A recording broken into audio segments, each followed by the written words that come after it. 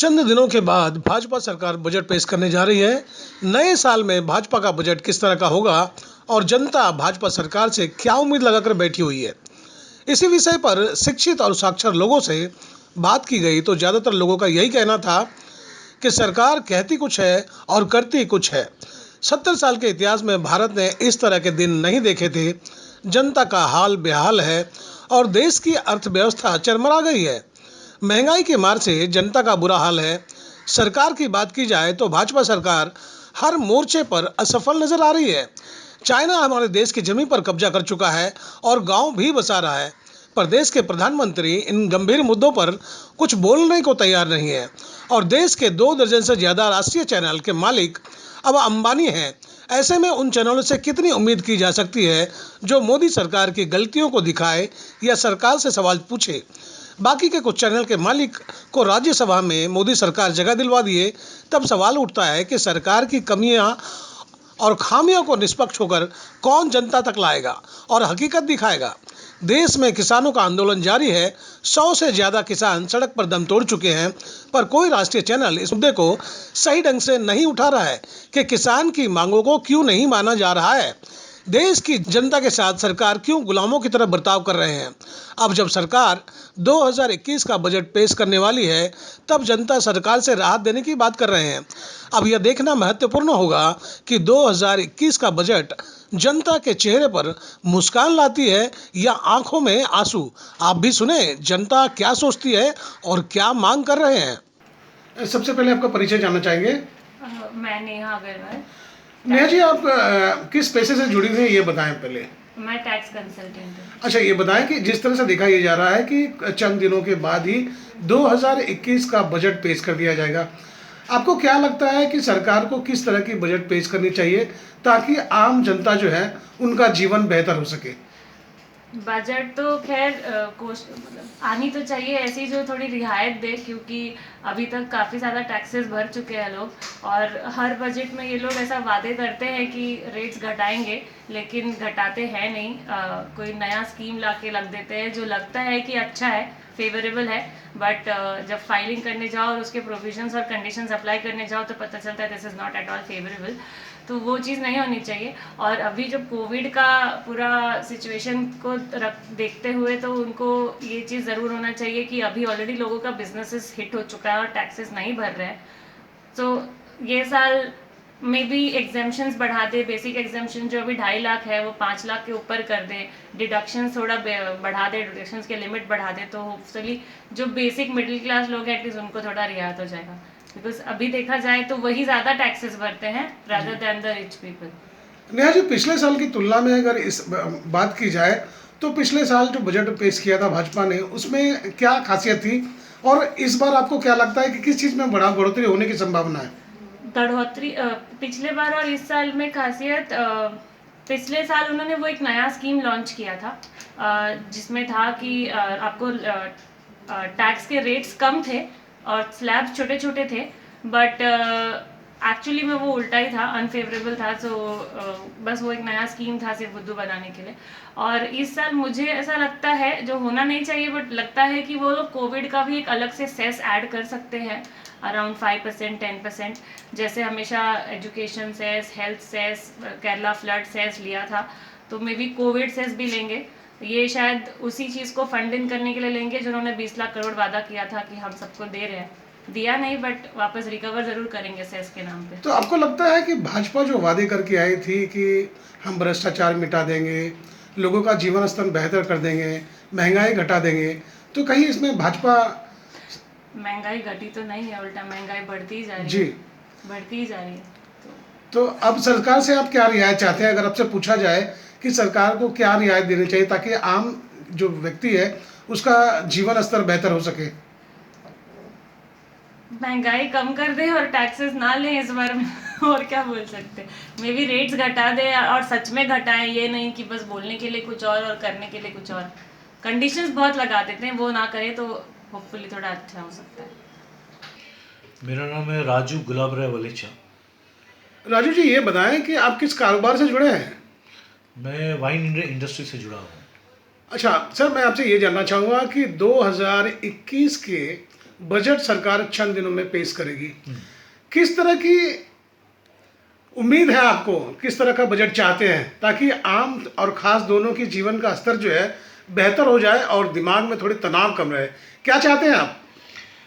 अब कुछ दिनों से मैं पेपर पढ़ता हूँ और देखता हूँ कि गैस, पेट्रोल, डीजल, दाल, चावल, इनके रेट्स इतने हाई हो गए हैं कि जो छोटे स्तर के लोग हैं या मीडियम वर्ग के लोग हैं उनके लिए जीना बहुत मुश्किल हो चुका है। मैं सरकार से यही दरख्वास्त करता हूँ कि कुछ ऐसी नीतियाँ बनाए जो ये लोग सर्वाइव कर पाए और आगे बढ़ सके, ताकि इनकी सरकार भी बनी रहे आगे चल के। वरना मुझे लगता नहीं कि आने वाले दिनों में ये सरकार भी टिकी रहेगी, क्योंकि रेट्स इतने हाई हो चुके हैं कि मीडियम वर्ग के लोगों की ज़िंदगी बद से बदतर हो चुकी है और छोटे वर्ग के लोगों को फ़र्क पड़ता नहीं है।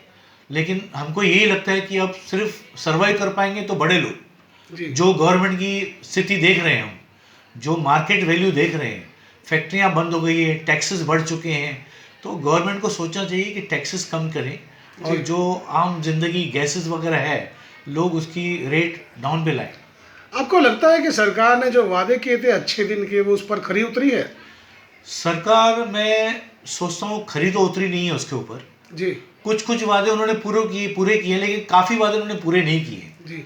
तो मैं चाहता हूँ आम लोगों के हिसाब से देख के चले सरकार। सर, जैसे कि आपने वादों की बात की तो कुछ वादे जरा बताएं कि कौन से वादे थे जो वो पूरे नहीं कर पाए? वादे ऐसे थे कि हर एक के अकाउंट में 15 लाख रुपए आएंगे जो आज तक नहीं आए, स्विस बैंक से सबके पैसे रिटर्न आएंगे जो नहीं आए, तो ऐसे बहुत से वादे हैं। काला धन जो बोला था हम काला धन उजागर करेंगे, नहीं किया। आज गैस जो बहुत ही आम चीज़ है और आम लोग उसके ऊपर सर्वाइव करते हैं, आज उसकी स्थिति क्या है? गैस आज कहाँ रेट्स हो गए, हर महीने रेट बढ़ते हैं। पेट्रोल क्या है, एसेंशियल कमोडिटी जो है पेट्रोल डीजल, आज वो बढ़ेगा तो लोगों को राशन बढ़ जाता है।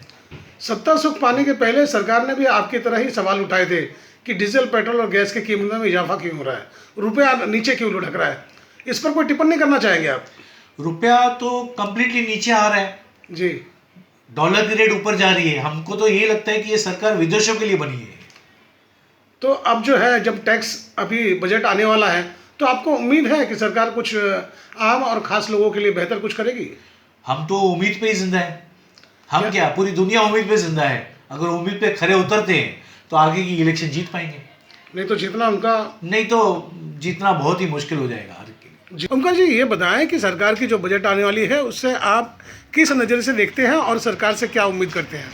मैं उम्मीद करता हूँ सरकार से कि हर चीज़ों का दाम कम कर दे, जैसे कि रोज़मर्रा की चीज़ें हैं, ग्रोसरीज वगैरह या फिर धान है, चीज़ें सब्जी मंडी है, जो हर चीज़ में दिक्कत आ रहा है। अच्छा, उसमें राहत चाहिए। हाँ, उसमें और पेट्रोल, डीजल और ट्रेन के बारे में क्या कहना चाहेंगे? तो मैं हर चीज़ तो गाड़ी से आता हूँ हर रोज़, तो 1,500 रुपये 1,500-2,000 रुपये मेरा हर मंथली तो मेरा पेट्रोल में ही चला जाता है जी। जैसे कि ट्रेन बंद है, आपको तो पता ही है जी, तो उस हिसाब से आपके दाम कम करना जी। आपके घर में कितने लोग हैं? मेरे घर में मेरी माँ और मैं और पापा ही रहते, तो 3 जन हैं। पूरे परिवार आपके ऊपर डिपेंड है या आपके पिताजी भी काम करते हैं? पिताजी भी काम करते हैं। पिताजी भी काम करते हैं।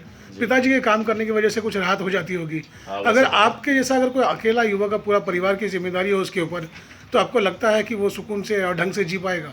जैसे अभी जो सिचुएशन चल रही है जी, इस हिसाब से तो चल रहा है, आगे जाके बढ़ेगा तो कोई नहीं बच जी पाएगा वैसे।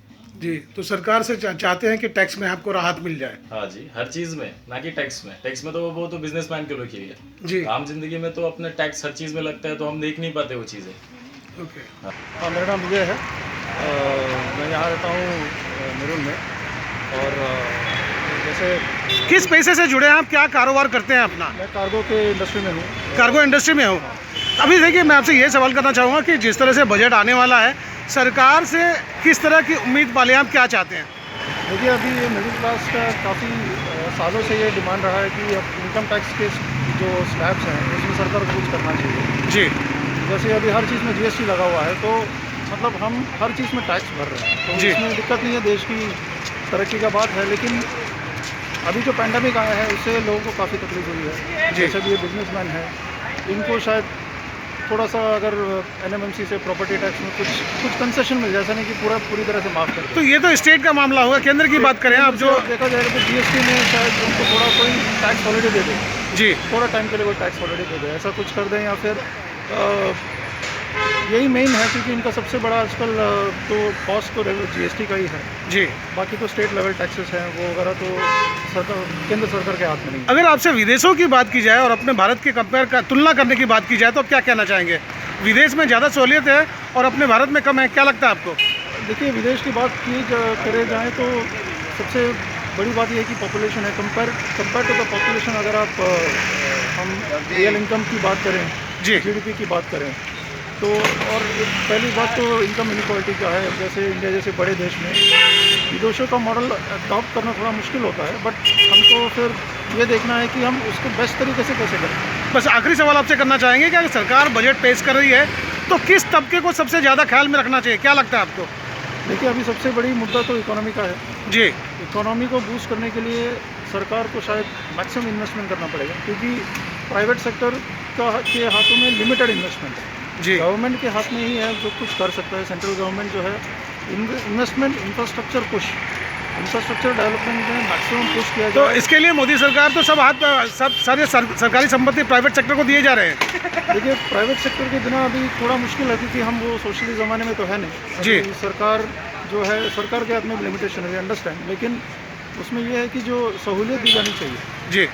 डेवलपमेंट के लिए, जो एरियाज़ में, जैसे अभी हमने देखा पेंडेमिक आने के बाद कि हेल्थ केयर सेक्टर में हम कितने पीछे हैं, जी। हमको कितना आगे जाना है, और तो हेल्थ केयर सेक्टर में ज़्यादा इन्वेस्टमेंट हो तो बहुत ज़रूरी है। बिकॉज इंडिया जैसे देश में अभी जैसे पेंडेमिक से डील करने के लिए जो हमने किया है, बाकी देशों से काफ़ी बेहतर किया हुआ है। योगी जी, ये बताएं कि सरकार का बजट आने वाला है, सरकार से आप क्या उम्मीद करते हैं? पहले तो सरकार को कॉन्ग्रेचुलेशंस, लास्ट टाइम पे काफ़ी अच्छे बजट आए हैं, लेकिन इस बार जैसा ये लास्ट ईयर हमारा गया है कि जिसमें कोरोना के वजह से बहुत सारी सिचुएशंस बदल गई है, तो सरकार से ये गुजारिश रहेगी कि जो भी बजट बना है वो आम आदमी के हित के बारे में ज़रूर उन्होंने सोचना चाहिए। उस चीज़ के बारे में उन्होंने आम आदमी अगर हमारा सबसे बेस है आज इंडिया में, उसके लिए हम उसको मद्देनज़र रखते हुए बजट बनाना चाहिए। तो योगेश जी, आप कारोबारी व्यक्ति हो, तो आपको नहीं लगता कि आपको भी कुछ रियायत मिलनी चाहिए, जिस तरह से लॉकडाउन की बात आपने की है? बराबर, हमने लास्ट ईयर में देखा है कि पूरा हमारा सिस्टम हिल गया है कोरोना के वजह से। 9 महीना टोटल बंद चालू होने की वजह से जो छोटे छोटे बिजनेसमैन है, जो शॉपकीपर है, तो इनके शॉप के रेंट हो जाए या उनको सैलरी हो जाए, तो ये सब मद्देनज़र रखते वक्त ऐसे टैक्सेशन बनने चाहिए कि जिससे छोटा बिजनेसमैन भी उभर आए ये सब चीज़ों से। जी। और अगर हम लोग एंड ऑफ द डे ये सब लोग आम आदमी की तरफ अगर देखा जाए तो कोई भी they are the pillar of our total society. अगर हम उनको ऊपर लेके आएंगे तो डेफिनेटली सबको ग्रो होएगा, और strength is only best on the आम आदमी। तो जो भी रियायत मिलना चाहिए बेस वर्कर जो है वहाँ पे रियायत मिलनी चाहिए। यही गुजारिश हम लोग सरकार से करेंगे कि बेस्ट टू बेस्ट वो उनके लिए दे, ताकि रोटेशन बिजनेस वहाँ से ग्रो हो।